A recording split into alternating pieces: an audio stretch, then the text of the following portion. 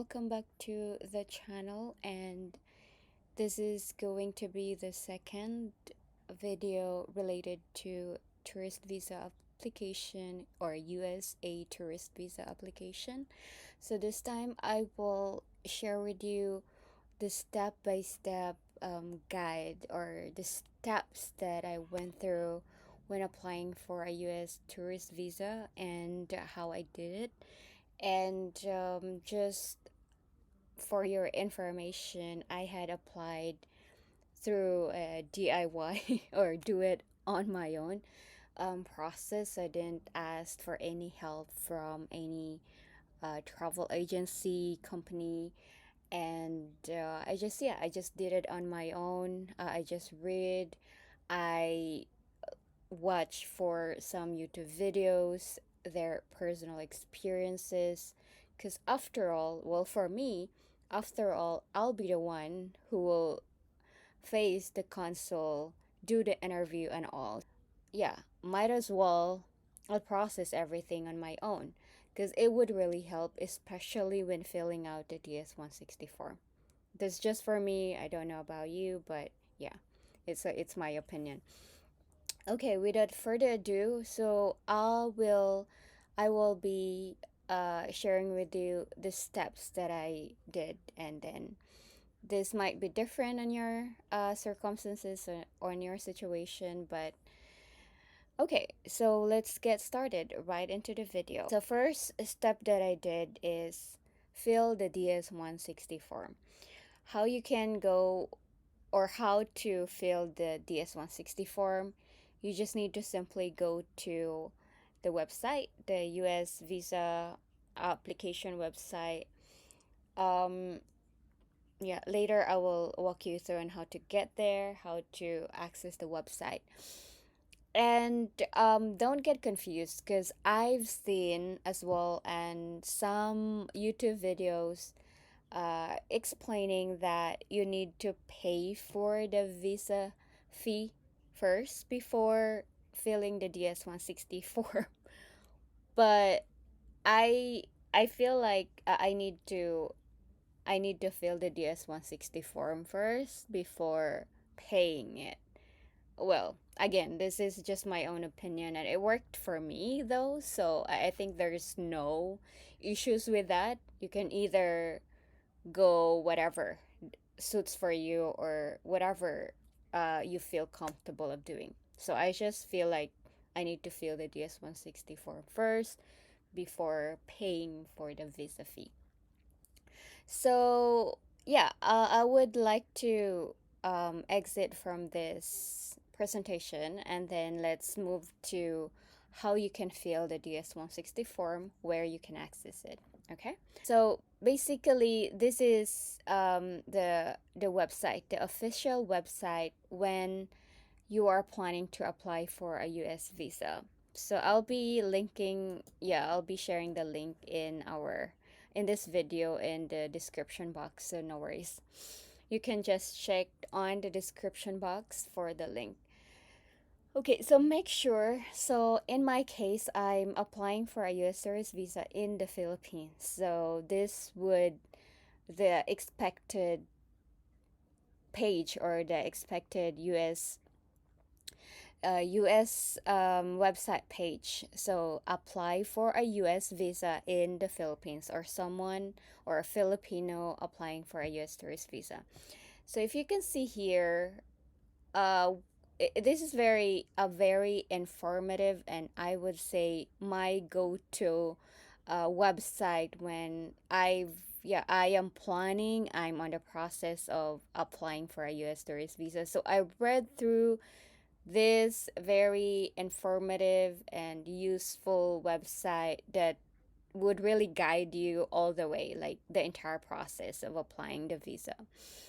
Alrighty, so I think, yeah, as you can see here, there's an overview. You might want to read it, and then how to apply. So, step one, they have included here.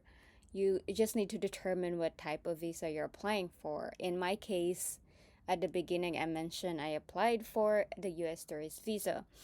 So after determining that I'm applying for the US tourist visa, as I've also mentioned earlier, I first complete my DS-160 form before, okay, paying the fee, the visa fee.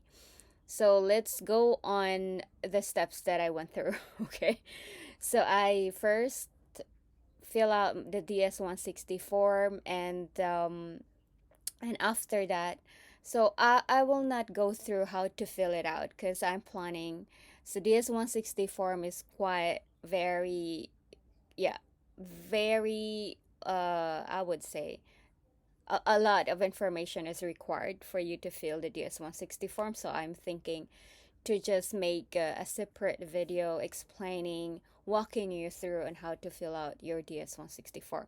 But for now, this is just like an overview of the steps I went through in my visa application. Alrighty, so on how to go and fill your DS-160 form from this link, you can simply, or if you would like to look for or check this guidelines on how to complete or fill your DS-160 form, then you can just simply click on this link. And if you're already decided, you've got all the information already handy with you, then you can just go ahead and click this link, DS-164. So I've already clicked this, and this should get you routed here. So this is how this 160 form, like this is how you get started your this 160 form, filling it out. But as mentioned earlier, if you're in the process of just, checking around what are the things that you need to do, something like that, then this page actually is very useful. You can actually check the FAQs right here, and also the type of visas. But if you're already decided that you're trying to apply for a US tourist visa, then you're good. And you could also check this, gathered your documents, the documentations, because this DS-160 form would actually, give the U.S. embassy all the information pertaining to you. So this includes, but I will discuss this thoroughly on our next video, hopefully. So this entirely discuss about you, your personal information. Next to it is your family information, educational information or background, work history, if there is, if applicable to you, any contacts you had, if you had family, immediate family, or even distant relative in the USA, and all those kind of stuff. So those information is required when filling out your DS-160. Just an overview, okay? Just to give you a heads up on what information is being asked when you're started to, to have your DS-160 fill out. Okay, so that's basically it for step number one. So after step number one, which is filling out the DS-160, as I mentioned, next step is you need to, this is what I went through, as I mentioned earlier, need to pay your visa fee. So in my case, there's actually an option for you to pay it at, I think online, the PesoNet option, but I am hesitant to trying that, and I'm actually, in a hurry already because I'm trying to book it as soon as possible at that time. So that's why I opted paying it in cash at the RCBC. Yeah, there's an RCBC, by the way, is the official partner or bank partner of the U.S. Embassy here in the Philippines. So I opted that option, so I can go walk you through on how you can do that as well. So let's get back to here on the website. So on how to, this is still okay, this is still on this page, right? You just need to simply go to step number two, right? The visa fee page, or bank and payment options. So let's first click on this visa fee page, so at least you do have an idea what to expect and what are the things that you can check right here and might be useful for you, or if you opt to use the PesoNet option for you to pay your visa fee, really up to you. But I use RCBC. So also here you would get presented with the exchange or the current exchange rate. So if you can see, this exchange rate is applicable, I would say, valid through 38 of August 2023. So 58 pesos is equivalent to 1 USD. Alrighty, so yeah, this is all on this page regarding visa fees. So we already determined the type of visa that we're applying for, and you can actually make use of this option to find for the RCBC branches near your location. So you can just simply click on this link, but I will not go over in that link already. Let's get into what are the other step. Okay, so once you determine and you're decided to pay it at any RCBC branch that is located in your area, then you can just click on this bank. Okay, so we're currently here, visa fees. We can click on bank and payment options, pay my visa fee. So I've already have that available right here. So this is the page where it would give you the type of visa you're about to pay at RCBC branch. So scroll down a little bit and look for this fee payment options, cash at the bank, and then look for the type of visa you're looking for. So for tourist visa, US tourist visa, that falls under B1-B2 category. So you can just simply click on the deposit slip right here. So currently it's 185 USD already. So that's roughly like around, I'm not sure the conversion, based on the 58 pesos, um, equals 1 USD there. So if you click on this link, it would give you this option. Okay, or if it would give you this result. So once you click on this, it would give you this visa fee receipt for payment. So this is your receipt number and the expiration date of this deposit slip.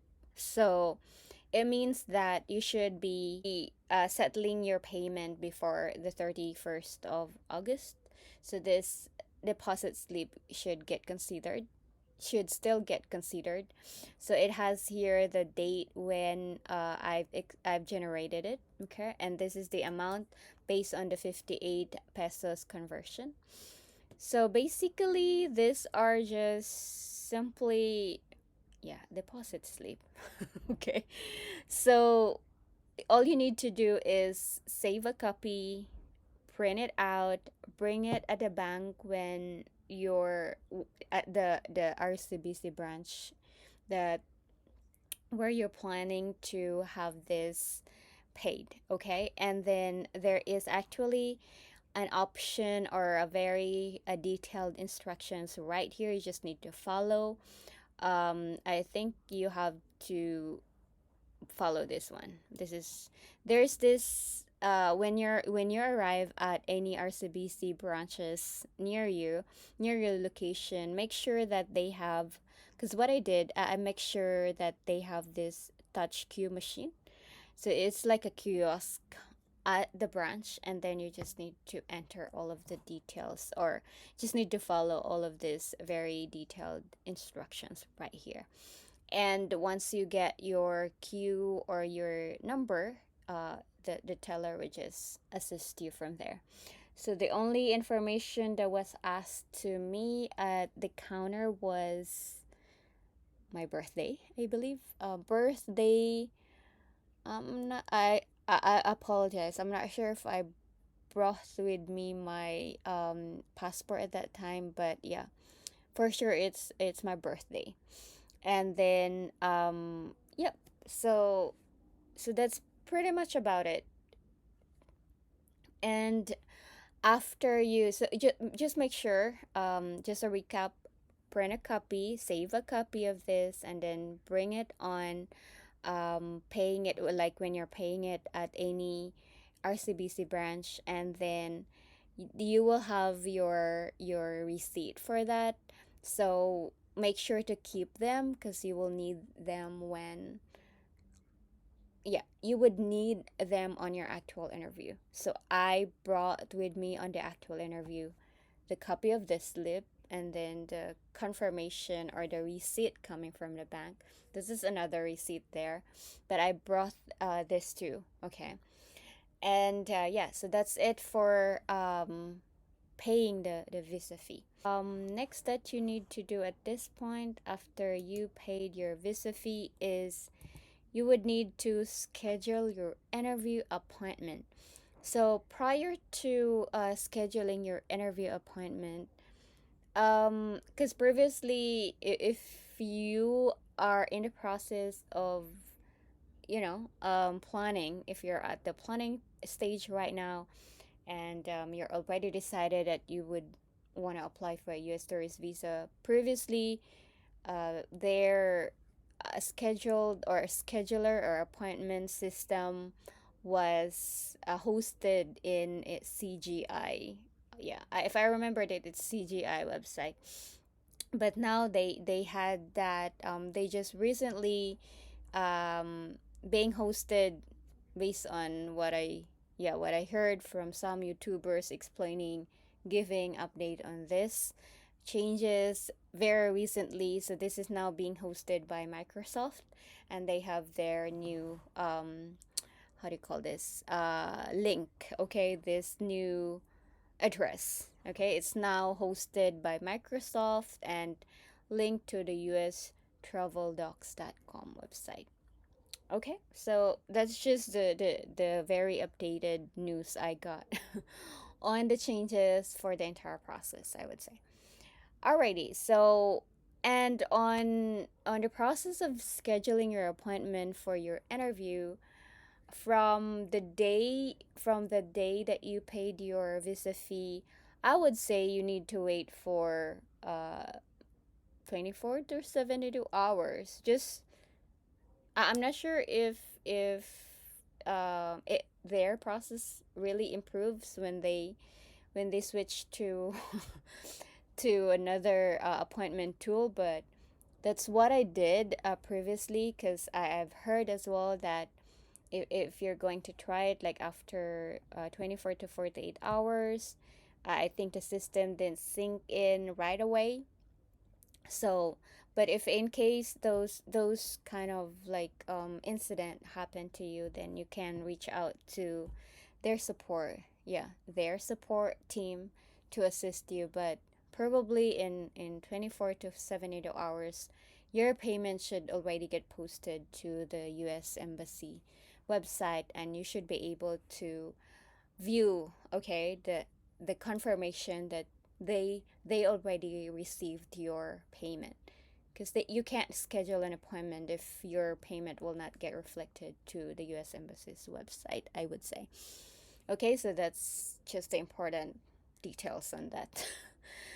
Alrighty, so for you to schedule an appointment, you need to create your profile. So just simply creating your profile. Yeah, simply creating your profile. So whatever information you entered on filling your DS-160 form, it's the same information. Not really. So I think you just simply need to decide for your username, which is your email address, and then date of birth. Yeah. And that's it. You just need to assign your password in there.